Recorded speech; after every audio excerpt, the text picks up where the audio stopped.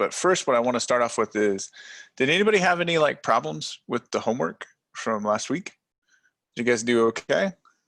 Did you find that you were able to, did you run into any problems, or did you find anything cool that you liked that you thought was pretty neat or anything like that? Anybody got anything? No? Pretty straightforward? Is it all right? Let me click over to, if I come up here. Perfect. Hey, I haven't been using the gallery view at all. It's all just been up at the top. And so now it's like way better because I can see what everybody's up to. So it looks like Jenna had a question. Oh, thank you. Jenna Babcock. So the site wasn't working for me. So was that something that was like, was it just not loading? Like we couldn't get past like the Chrome, or I'm sorry, not the Chrome, but just like the Flash? Or was it something different? It just said that the site was blocked. That the site was blocked. And Carrie, you also had that. Did you have the same issue as well, that the site was blocked? Were you guys using No, it just wasn't down loading for me. I don't know why. It wasn't loading for you. So then maybe this is something that we could probably, we tackle this in study hall, you think, Adrian? Is that something that we could take a look at? Totally. I got a couple of people shaking their heads yes on that. So we can definitely issue some extensions, not to worry about that. If you had problems with it the first time around, we can get you some help go in that direction. So that way we can get those worked for you. I only got the site to work like today, so I didn't get all of it done. Oh, that's fine. I'm really flexible about this when it comes to that. I just want you guys to kind of explore it and check it out. And so if you get that done, I don't know, this is the first time that I've ever used Google Classrooms. Does it still allow people to turn in stuff after the due date? Or is that something that I actually have to set myself? I think it does. It just comes with a notification that says submitted late or something. Oh, I gotcha. No, that's fine then. So we can work out any of those details. Looks like the Upward Bound staff is more than happy to help work with you on that, so we can get you those so that way it works. And then whenever you get that done, the time frame is important, but it's also not like super hard. I'm kind of soft when it comes to that, especially since we're just starting off at the beginning of this semester. Now, I will tell you, thanks, Adrian. Adrian says that study hall is right after this at 1 p.m. I will tell you, though, that when you do kind of get into college, some instructors are definitely not nearly as lenient. I'm more of a laid-back instructor, so I usually tend to work with students as much as I can. But some instructors literally, like, I'm sure you've seen that meme floating around where it's literally just says late assignments and it's got the arrow and it's pointing down to the trash can. So some instructors really are like that. And there's a lot of different teaching philosophies out there, and they stick with that one. So, you know, I'm not going to necessarily do that to you. I'm more about, especially over the summertime, it's more about just exploring and checking out new things. And so we'll work with that to get that figured out. But did anybody else inspire you to watch any kind of space movies or anything like that? Did anybody say, "Oh, I want to watch The Martian" or something like that? No, not so much. Okay. All right. So today, what I would like us to do is, let me share my screen here. And I need to do this. Let me come back over here. What we're going to be doing, and what I've kind of assigned for you all this week, is we're going to be working with some modeling software, which I'm sure everybody's going to love because it's actually pretty cool. So, okay, cool. So what we're going to be taking a look at is we're going to be using this this site called Tinkercad. Have you guys ever heard of Tinkercad before? Does anybody ever use this? Adrian, yes. John, yes. Everybody listening to my other classes, yes, yes, yes. Hey, so what we're going to be doing today is we're going to be taking a look at Tinkercad. So Tinkercad, and let me go ahead and log out of this because I'm actually logged in for another class. So let me see what it's doing here.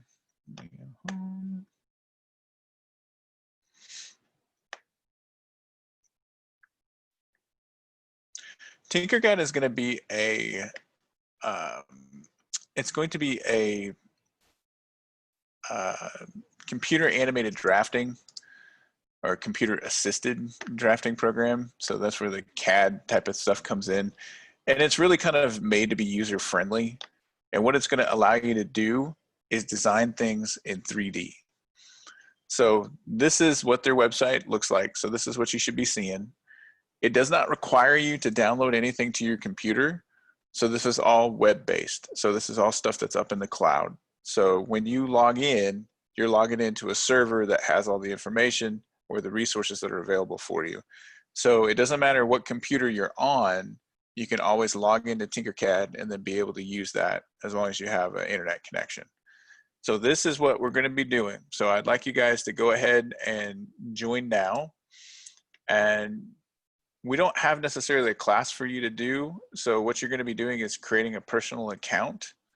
And now please don't select anything that costs any money. It shouldn't ask you for money or anything like that. But if you ever get to a point where it's like, you're going to have to pay, then you're not necessarily accessing the right thing. So for Start Tinkercadding, you can create a personal account. And when you've done that, you can end up signing in. You can use your Google, you can use your Neosho, you can use your email, username, stuff like that, to go ahead and register for this.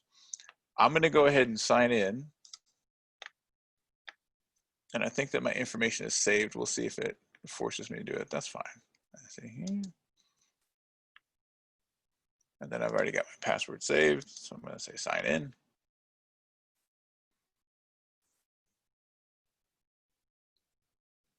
It's going to bring me to my dashboard. Now this is my dashboard that I've used. I've already got a lot of stuff set up in it. When you first create your Tinkercad account for the first time, what it's going to do is it's going to walk you through a series of basically tutorials to introduce you to the idea of how to actually use Tinkercad. And it's going to be like, this is how we do this, and this is how we do this. So you're going to have to kind of like walk your way through it. And you can actually go to that. If you get out of it by accident, you can actually go to learn. And what it does is it actually then brings up these lessons, and you can click on any of these lessons, and then it kind of starts your progress. You can actually then go through and learn how to do things, such as putting things onto the workspace, or how to view things in the workspace, or move things, or rotate. And so really what this does is it kind of introduces you to the idea of working with computer models, three-dimensional computer models. So that way you can make objects and you can do all kinds of fun stuff. So Tinkercad has got uses for this class, but then it's got all kinds of uses. I actually make my students in environmental life science use Tinkercad to design a building that's on campus, to redesign it to make it more environmentally friendly. So they use this in my classes for things like environmental life science. I also have students that use this in chemistry. So there are certain, once you get into Tinkercad, there's actually certain things that you can actually pull onto the palette that will allow you to make molecules. So then I've had students before use this for chemistry class where we've printed out molecules with our 3D printers, and then they use that for their chemistry demonstrations. So you can do a lot of different stuff, and your ability to use Tinkercad in this classroom then has the potential for you to be able to use it in other classrooms as well for different projects. So you can kind of take you can actually have a little look at some of my projects that I've done before. These are the ones that I was working with before. You know, I've used it to make parts to work on my bike. So my bicycle, I didn't want to spend the money to buy a custom made piece to take my hub off of my bike. So I 3D printed one. So here's a couple of designs that I worked with. The actual camera lens, the reason why I kind of look condensed around a circle is because I actually made a camera lens with my 3D in this, and then I printed it out in the 3D printer. You know, they got lots of fun stuff. Here's a baby Groot that's literally like locked up in carbonite that I was working on printing out.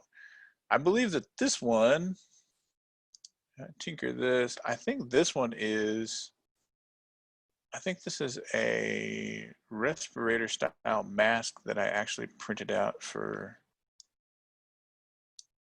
a friend. And I think maybe this is just the one piece of it. This is actually the part where you put in the filter, and then that's actually the insert into the respirator. And so there's tons of stuff that you can be doing and that you can make and you can kind of familiarize yourself with. Now, it's running kind of slow on my computer right now because I'm streaming, 1, 2, 3, 4, 5, 6, 7, 8, 9. I'm streaming all your videos through Zoom. And then also remember that Tinkercloud is cloud-based. So if you're using up a lot of resources on your internet connection, it's going to be kind of difficult to work with. But one of the, what was it, the cool thing that I was showing everybody? Oh, and it makes up names for your stuff. So if you don't name your file, it will name it for you. So this one's Swanky Hillary Sango and Frantic Hango and like all this weird stuff. So if you don't make it, if you don't name it yourself, it will literally name it for you. And one of the neat things, what is this? I think this is just a house. Let me click on this one.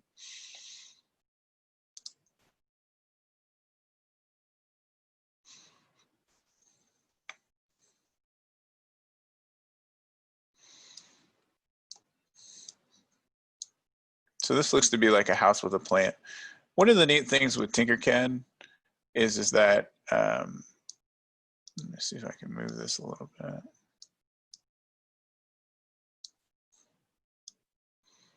And once you get used to it, working within the program becomes very easy. But it does take a little bit of time to become familiar with it. One of the cool things about Tinkercad is that they actually have a couple of different modes. So this mode right here is Minecraft mode. So what it does is it takes your creation and it makes it as if you were building it in Minecraft. So that's kind of neat. And then there's also a button up here where you can click and it will actually then build it in Legos. So it kind of gives you like a representation of what you built in Legos as well. So you can kind of use these for cool models if you want to make for other programs or pictures and stuff like that. So Tinkercad's pretty sweet. Let's see here. I'm going to go back to the just normal 3D design. And then what you're going to do is you have a 3-dimensional workspace, and then you can bring in all kinds of objects, text, different types of things. They have basic shapes, characters, connectors. Here's the connectors things that I was telling you about that they were using for, I think, what was it? They were using kind of like these handles and these socket type of things for their chemistry models. So there's lots of different stuff that you can do. Now, oh, what's this? Printables, Smithsonian. What is all this stuff? A Tyrannosaurus. Oh my gosh, guys, this is new. I didn't even know that they had this. Well, I know what I'm going to be printing today. So apparently this looks like a whole bunch of like cool objects that you can literally then work with. Why do we want to do this? Why do we want to make stuff in this workspace? So a couple of things. Number one is I want you to get familiar with this because I've got a plan to print off something that I think is kind of cool for everybody that makes one.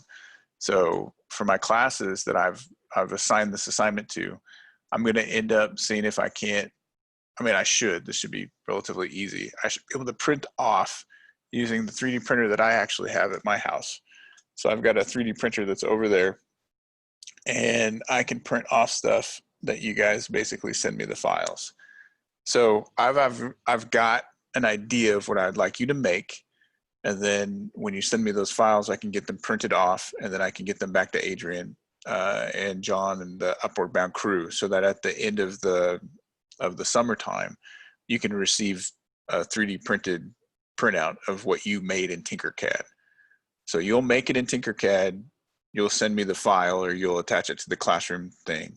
I'll print it out and then you guys will get the printed out make out of what you made by the end of the semester. So it'll be cool. It will be something that you designed that's based off of these parameters that we're going to talk about today. And then I'll get that for you so that way you can have it as like a keepsake for your Upward Bound or whatever you'd want. So this is part of it, is that you're going to have to get familiar with how to use this software to be able to make whatever you're printing. And apparently now they've got all these cool things from the Smithsonian. And so maybe I'll be printing out some fun stuff as well. So like a Tyrannosaurus or a Triceratops skull. That looks pretty sweet. So anyway, this is actually just something that I was just messing around with just the other week. Was I printed out a 3D panther, so a panther statue that I just had fun with the other day and printing that out. Oh, and then also you can do fun things like I printed off the case for my Raspberry Pi. So I use this to print my printer to do this. I used Tinkercad to make some modifications to the design file before I printed it off. So there's really like a lot of stuff that you can do, and that Tinkercad is going to be useful for not just this class, but for other things, whatever you want to do. So you're going to have to get familiar with Tinkercad. You're going to have to start working on, you know, being able to do stuff with it. Now, let me go ahead and let me delete some of this stuff here.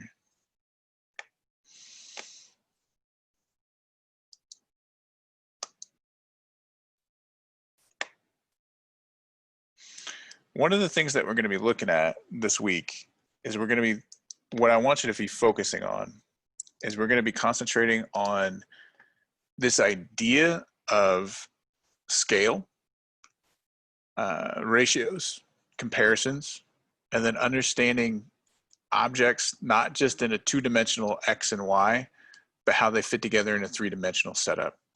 So what I want you guys to be looking at is we're going to be using Tinkercad, and it says built to scale. You can't build it to scale per se, because if you were to build a scale model of the Earth, right, it would be the size of the Earth. So when I say to scale, what I'm talking about is if you make the Earth and the Moon, what I want you to do is make sure that they're the appropriate size to each other. So taking, for example, this first one, we have the Earth and the Moon. That's what I'd like you to make as your first one in Tinkercad. So I'm going to come back here to my dashboard. I'm going to then create a new design.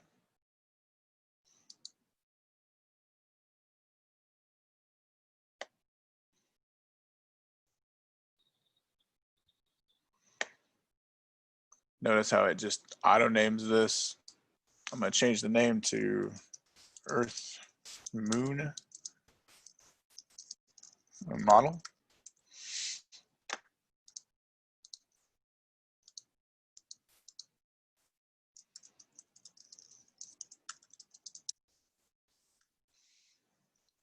And then there's a number of ways that I could do something like this. I could grab the sphere and I could bring it over here, and I could be like, well, this represents the Earth. And I could grab it over here and I could say, this represents the Moon. But then there's a big difference, right? The Earth is not the same size as the Moon. And so what I'm going to do is then I can adjust so that they're scaled appropriately. And then also distance-wise, how far away is the Moon from the Earth? You know, I want you to think about that. That could be one way that you could do that. The other way that you could do it is that these spheres represent 3D stuff. We don't necessarily have to do that.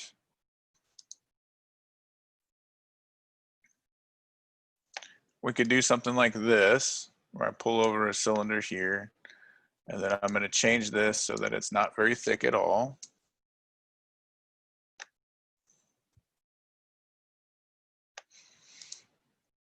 And then I'm going to approach it from more of a two-dimensional. So I'm looking down on top of it. If this was the Earth,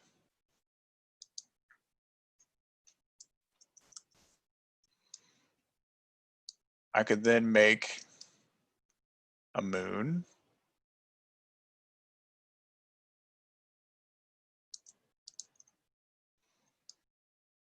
Then I could use this and I could drag it a certain distance away. And so what I want you to do is I want you to be thinking about, I want you to think about scale, because scale is important, right? So you're going to have to find information like, how big is the Earth? What's its diameter? What's its circumference? What's its radius? And then how big is the Moon? You're going to have to find this information so that you can make a somewhat accurate model as far as size is concerned between the Earth and the Moon. And I tend to leave these assignments kind of open-ended. I kind of let you do whatever you want to do as far as the models are concerned. And sometimes it's really frustrating for my students because my students are like, I just want to know how to do it. How do you want me to do it?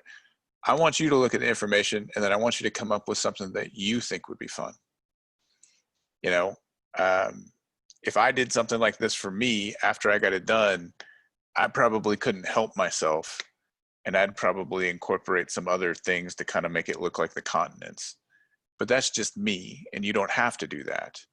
And so what I'm saying is that I'm giving you the palette, and I'm giving you the tools to do it.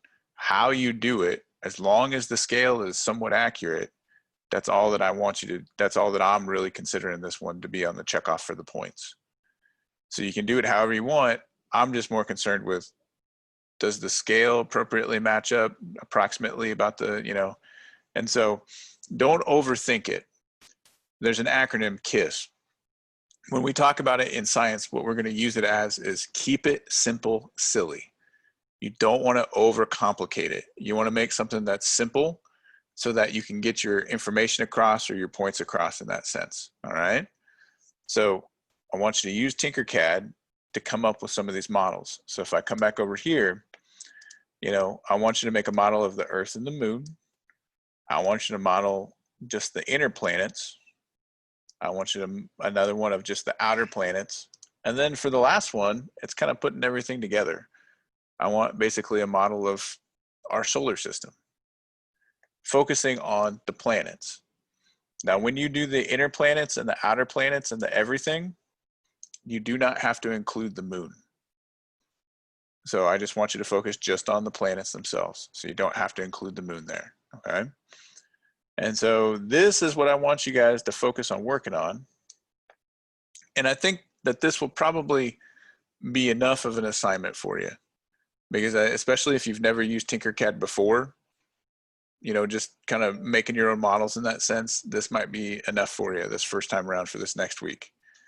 And so if you get done with that, there's a website that you can definitely check out. Oh, let me see here. This is for my other class. Let me open up this right here.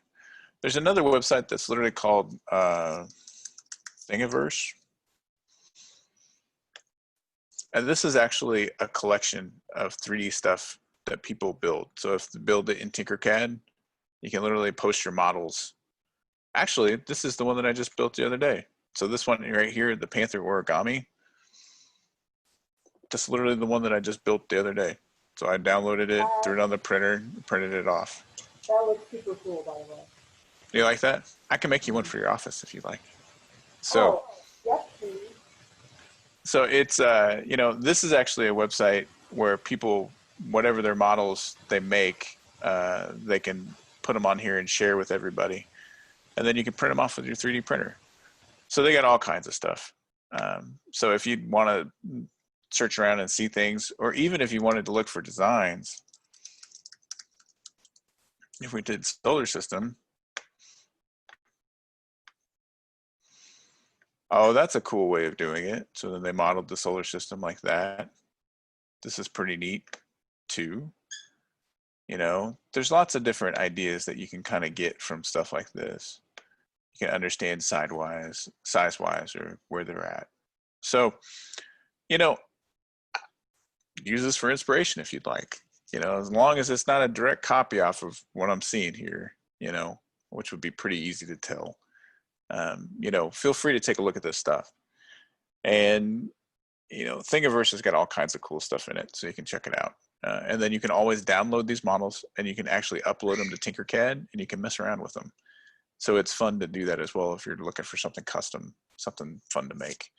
So we got Tinkercad and we got the MakerBot Thingiverse. And so what I want you to do, the next thing that we're going to be focusing on is we have this idea of, I want you to explore the idea of relative positions. So just knowing that here I'm going to put the sun, here I'm going to put the Earth, here I'm going to put Mars, here I'm going to do that, right? I'm going to make a model. But really, what does that actually look like for our solar system? So I'm going to come here.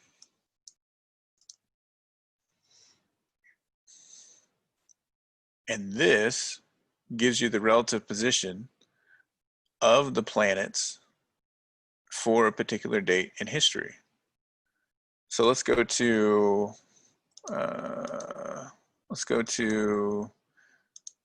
July 4th.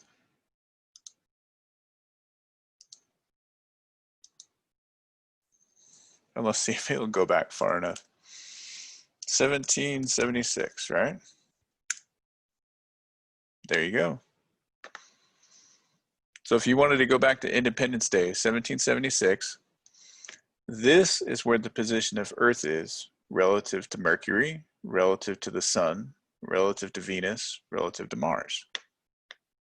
And see how that date changes as we go through the years. Even if we went 100 years in the future to 1876, changes there. 1976.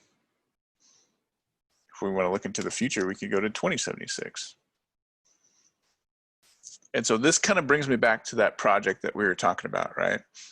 Not only do we have to consider the spacing and the relative size and stuff like that, but you have to remember that the solar system is dynamic. So it moves around in 3 dimensions.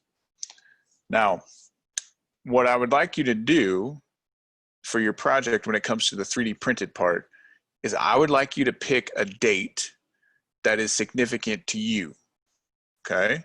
Now, you don't have to tell me what that date is, and honestly, I'd prefer if you just kept that to yourself, like it's your own personal thing, right? You don't have to share that information. But what I'd like you to do is I'd like you to pick a date that's significant to you, and then I'd like you to basically get the positions of the planets. And what we can do is we can actually make a model that looks like this in Tinkercad. So basically all that this is Tinkercad is just a flat disk, and it's got basically etched grooves, and it's got holes for where the planets are. And so what I can do, now I don't have any filament that will give you something clear, so it will definitely be a solid object, and you won't be able to see through it. But what you can do is you can use Tinkercad to make something that looks like this.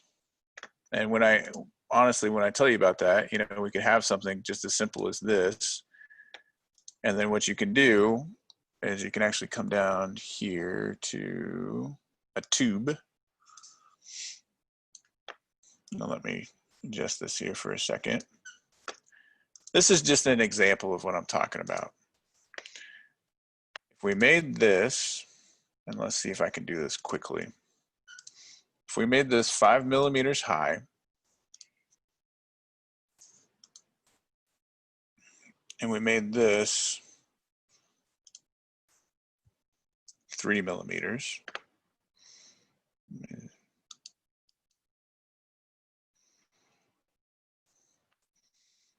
you can actually make it into a hole.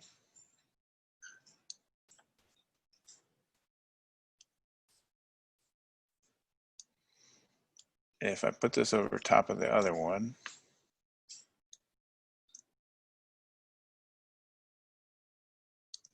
come on, don't freak out on me now.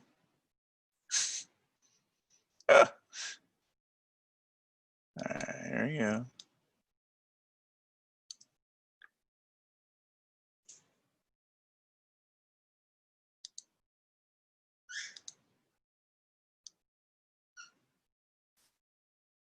Now it's kind of looks a little weird, but let me combine these two together.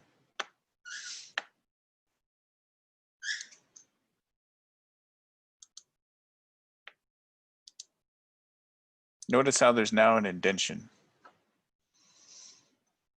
So you could have something like this.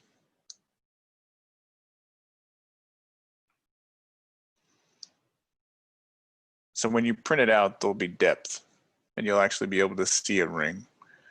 That's a pretty crappy looking ring. And I'm kind of doing it on the fly, and having to do it in front of like 20 people is kind of nerve-wracking, so it doesn't look that great, okay? But what I'm saying is that you can replicate a shape in Tinkercad that looks similar to this, and then I can print it out. And what's really kind of cool about this is on the Tinkercad, you can actually then use text to basically make a date, and you can use that whole technique and you can basically embed it on the bottom side of your, and then that way it will have the date that's written out there for you with your thing. And then you can send me your file and I can print it out for you. And so I'll give you some restrictions on dimensions and stuff like that, so that way you don't make something that's like the size of a dinner plate. And so we'll get you hooked up that way. Okay.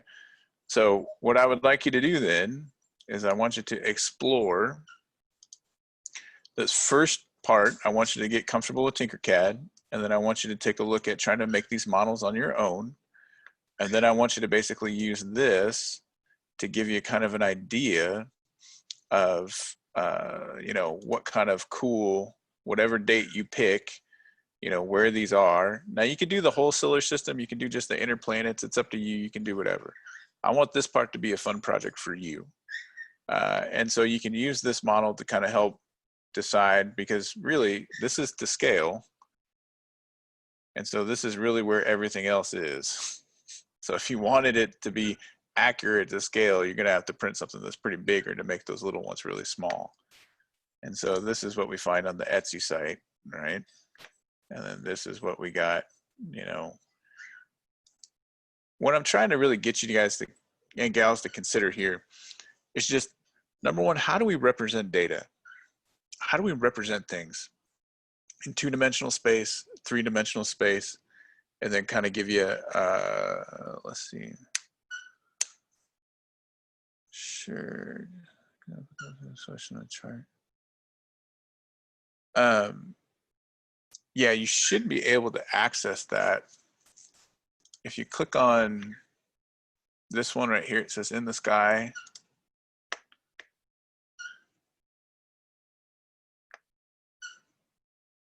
It should bring you there to that one. And really, guys, this is just one of the many that are out there that I just found a couple minutes before class to kind of give you an idea of what it was.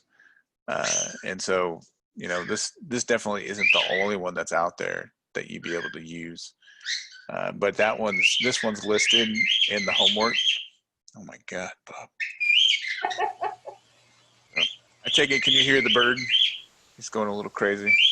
Yeah. He's really Let me adding just, something to class, I think. let me go ahead and just, let me cover him up just a second.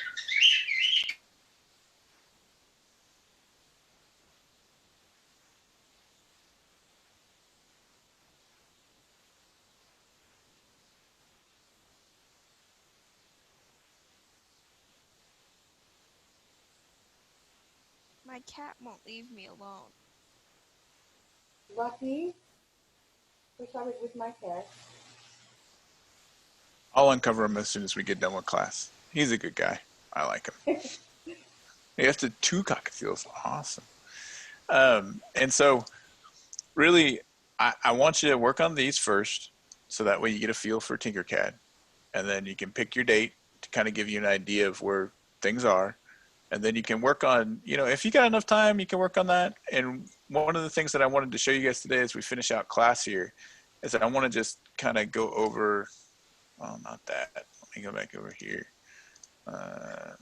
Let's get an idea here of this last part here where we talk about just the solar system.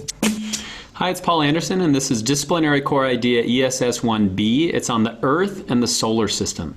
The solar system is not only the sun and the Earth, but it's everything that orbits around the sun. So it's going to be all the planets from Mercury to Neptune. It's going to be the dwarf planets like Pluto. It's going to be the moons around those planets. It's going to be asteroids. It's going to be everything that orbits around the sun. So already, you know, when we're talking about the solar system stuff, we have to actively choose what data we think we're going to include and what data we're going to exclude, right? Because all of these planets have moons, they have various different things. You know, like I didn't even talk about Pluto. Maybe somebody's got some strong feelings about Pluto and they're like, I want Pluto in my date thing. Well, I'm not going to, you know, you can do what you want, but that's what I'm talking about, right? So like, you know, every time that we choose to display data, we're always going to be picking what we think is the best for the situation. sun. Why is everything orbiting around the sun? It's because of the huge amount of gravity or gravitational force of the sun.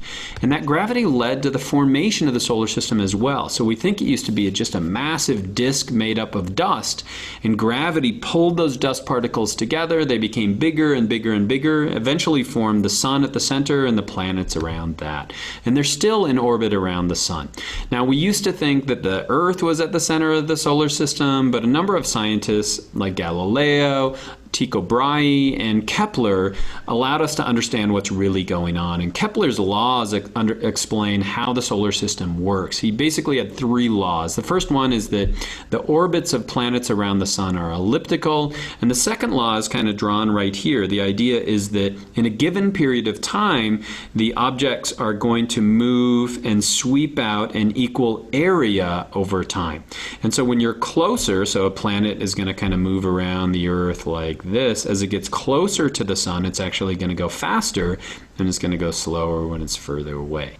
Another scientist, Sir Isaac Newton, used the work of Kepler to come up with a better model of what's going on in the solar system and predicting the motions of objects in the sky. And so what are some things that we can use this current model to predict? We can use it to predict how the planets might move through the sky. And so everything that you see in the night sky is not necessarily a star, it could be a planet. And these planets show something called retrograde motion. So they'll move backwards almost in the night sky. Why is that? It's because we're either passing them or they're passing us. And you can figure out other things like Venus, which is inside of us. We tend to only see it in the morning and at night, and that's because we're only going to see that because it's on the inside of our orbit. So this brings to mind some really cool videos. Let me show you just this one here. We got a couple minutes left for class. I want to share this with you. Now, you're familiar with the ability of the sun to rise and set, right? Now, here's the thing. Depending on where you are in the world, that doesn't always happen. So this is what happens the North Pole entire summer. So at certain times of the year, if you're towards the polar regions, once you get up to a certain point, there are times of the year where the sun never sets.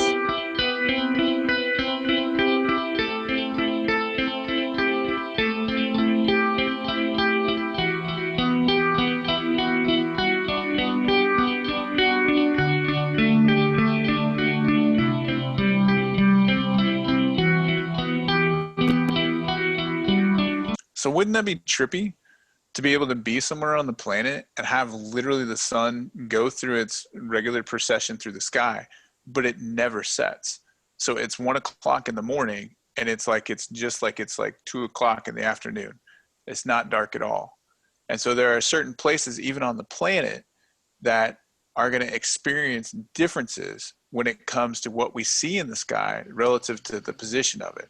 You know, I think there's a really scary movie called 30 Days of Night. It's super gory. I wouldn't necessarily recommend it. But the premise is that they're in a town in Alaska and the vampires have basically taken over the town because the town is getting ready to go through a time period where they're going to be experiencing like 30 days of night type of thing. And so depending on where you are in the world, you're going to have different things that you're basically going to be affecting your rising and setting of the sun, what you're going to be seeing. You know, the other cool video I think I had, and then I think it was, let me see here. This is also another one. I'm going to mute the music on it because it's super creepy. Is that if you're up towards the polars, if you have a region in this is how the actual rotation of the Earth with the stars that are out there, how they're going to look. You know, we're used to seeing the moon transverse across the sky, but when you look at the stars, when they take time lapse of that type of stuff, you actually see the rotation of the planet comes into effect. And then I wanted to show you just that, right? Right there, you can kind of see the trails that are left by the stars and the planets that are there. So, you know, it's about trying to get you to explore this understanding of where we are and what that's moving, and then how can we represent this stuff. So it's kind of a complex thing for you. Hopefully we're not hurting your brain too much with this, But I'd like you to go ahead and use Tinkercad, take a look at those models, build up the stuff there.